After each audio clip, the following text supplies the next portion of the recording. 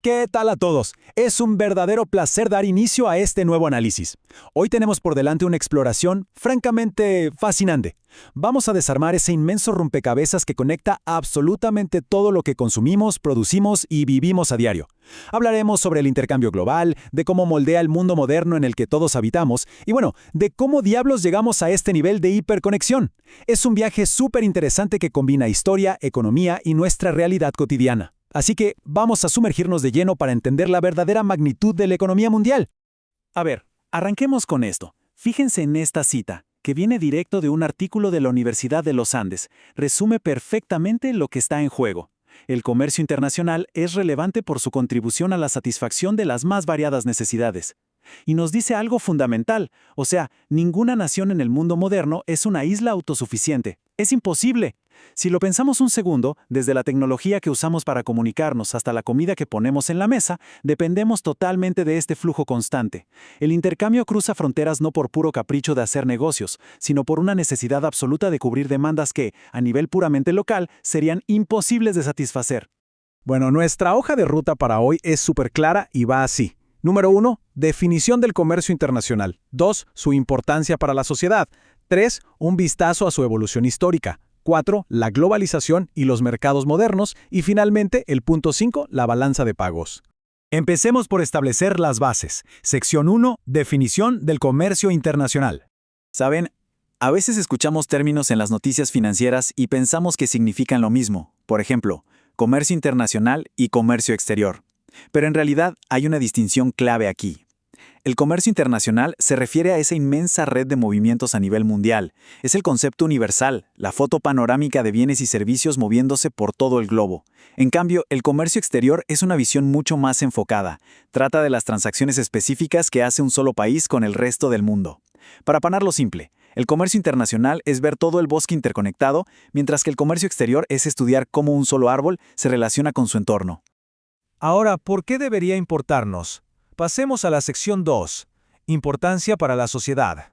La verdad es que esto va mucho más allá de simples gráficas de economistas. Participar en esta red genera un efecto dominó brutal que impacta nuestras vidas. Al abrir las fronteras, los recursos se mueven hacia donde más se necesitan o donde se procesan mejor, y eso optimiza todo a nivel global. Pero lo más loco es cómo nos afecta directamente. El comercio internacional influye en la formación de los precios internos. O sea, dicta cuánto cuestan las cosas en nuestra moneda local. Además, mueve la aguja de los niveles de empleo, atrae inversiones y, literalmente, es la base sobre la que los gobiernos diseñan sus políticas económicas para intentar mejorar nuestras condiciones de vida y de trabajo. Y claro, esto no se construyó de la noche a la mañana. Esto nos lleva a la sección 3. Evolución histórica del comercio. Imagínense que todo esto arrancó hace miles de años con algo tan básico como el trueque. Te doy esto a cambio de aquello. Pero el verdadero punto de inflexión, el gran salto, se dio en los siglos XVIII y XIX. La revolución industrial trajo consigo cosas como el ferrocarril, el telégrafo y los enormes barcos a vapor. Un antes y un después total. Acortaron las distancias de una forma que parecía magia en esa época. Luego, entrando al siglo XX, entre 1900 y 1930, vimos el boom de la producción en serie y la estandarización con el patrón oro. Aunque claro, la historia de un giro muy oscuro con la Primera Guerra Mundial, que desplomó el comercio e hizo que la recuperación fuera, digamos, bastante dolorosa. Pero detengámonos un segundo en esa era dorada de principios del siglo XX. Es una época que literalmente transformó las reglas del juego. Por un lado, teníamos el famoso patrón oro. El comercio mundial se ancló a los metales preciosos y a monedas fortísimas como la libra esterlina, lo que dio una confianza enorme para hacer negocios entre países. Y por el otro lado, la producción en serie. Las fábricas empezaron a crear bienes a una escala monumental. De repente tenían tanto excedente que era imposible venderlo solo en el mercado local. Por pura lógica, tenían que salir al mundo. Se vieron obligados a comercializar a volúmenes internacionales que la humanidad nunca había imaginado. Pero, ojo, no todo fue crecimiento infinito. Semejante explosión industrial generó roces, y vaya roces. Las rivalidades comerciales y la competencia despiadada por atrapar nuevos mercados alimentaron muchísimo las tensiones que detonaron la Primera Guerra Mundial. Los datos son claros. La guerra rompió en 1000 pedazos las cadenas de suministro y hundió el comercio mundial. La desconfianza era total, y la recuperación fue tan lenta que obligó a los países a adoptar modelos de economía mixta. Básicamente, los estados tuvieron que meter mano y empezar a intervenir activamente para intentar reconstruir poco a poco ese intercambio seguro a través de las fronteras. Lo que nos trae directamente a nuestra realidad actual. Sección 4. Globalización y mercados modernos.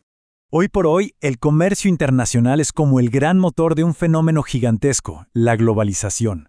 Y si nos vamos a la definición estricta, se trata de una creciente interdependencia. Porque seamos sinceros, el panorama de hoy ya no es solo meter trigo en un barco o exportar un par de muebles. Es una integración masiva.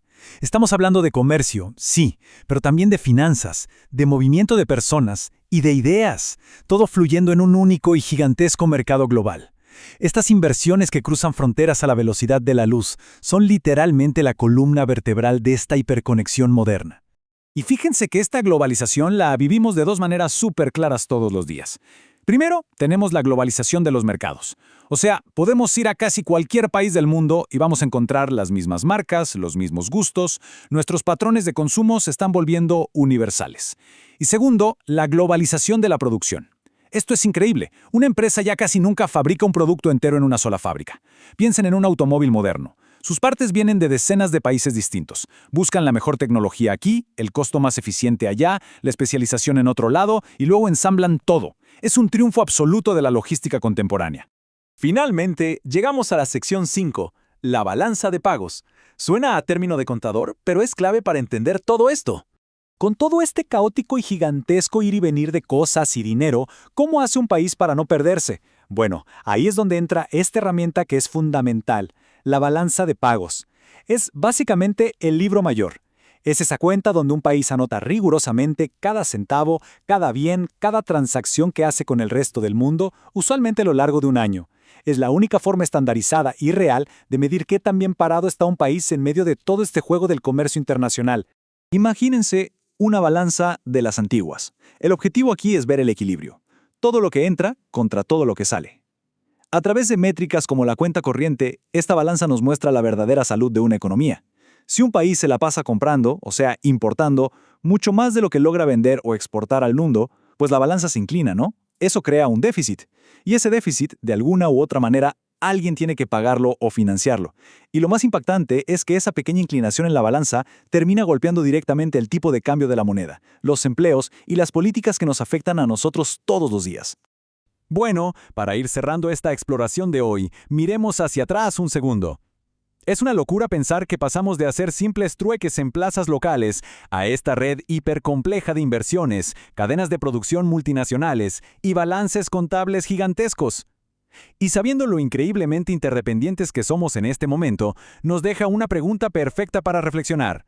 Dada toda esta monumental evolución histórica, ¿qué tan profundamente entrelazada está nuestra vida diaria y cada pequeña decisión de compra que hacemos con este inmenso mercado global? Les aseguro que es algo fascinante para pensar la próxima vez que revisen la etiqueta de dónde fue fabricado el teléfono o la ropa que traen puestos. Ha sido un verdadero placer compartir este análisis con todos ustedes. ¡Hasta la próxima!